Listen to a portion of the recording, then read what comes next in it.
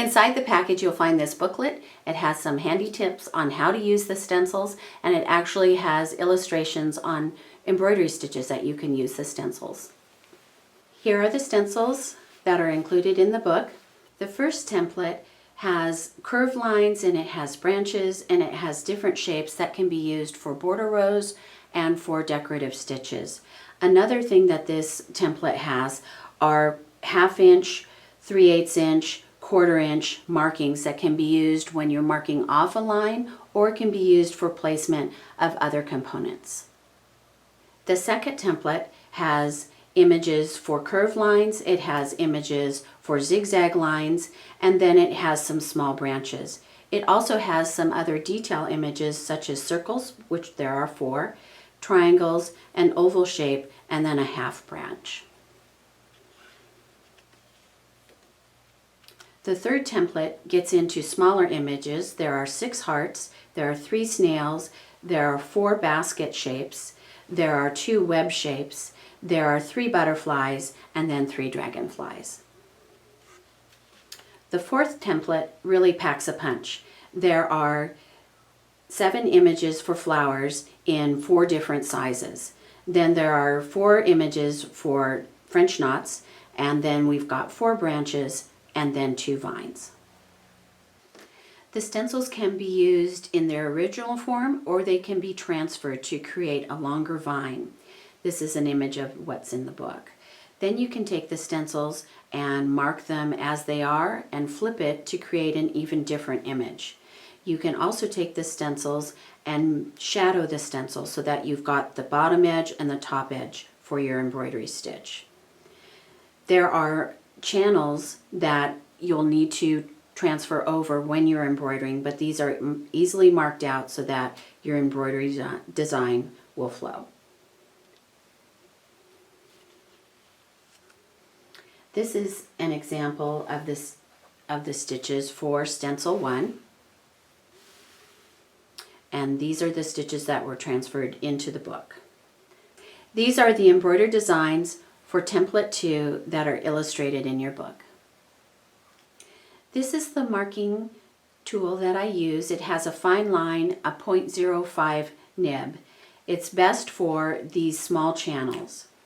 When you are going to mark them, you just align your template where you want it to be, and what's nice about these, they're clear so you can actually see the image below. You'll keep the mark within the template and keep the pen vertical. It's easier to draw the lines. And these templates can be washed off with a wet cloth once you're done. And there we've got our mark.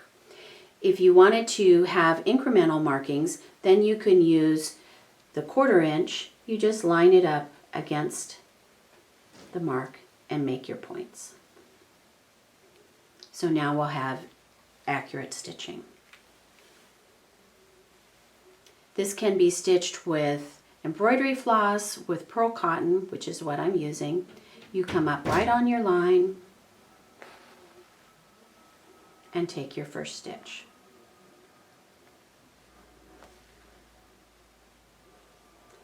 And with these marks, you'll ensure that your stitches will be even.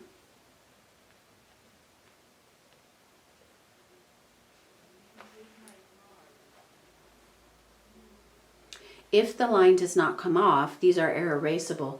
You can also use a pen that does have water in one end, which will erase that, in case you mark somewhere you decided you didn't want to have the mark.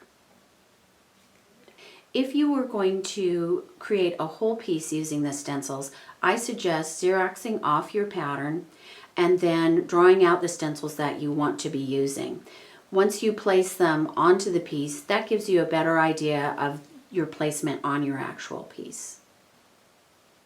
Another way that you can use the stencils, the larger stencils such as the hearts or the circles, can be drawn out onto paper and then cut out of a heavier fusible such as Timtex.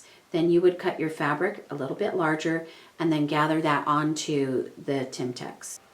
You can also use the markings from template 1 to give you accurate stitching if you wanted to apply embroidery stitches.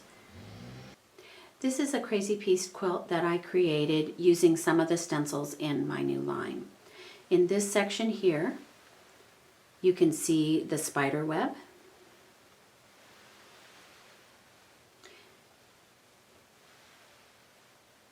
In this section here, you can see I've used the hearts. I have another spider web right over here.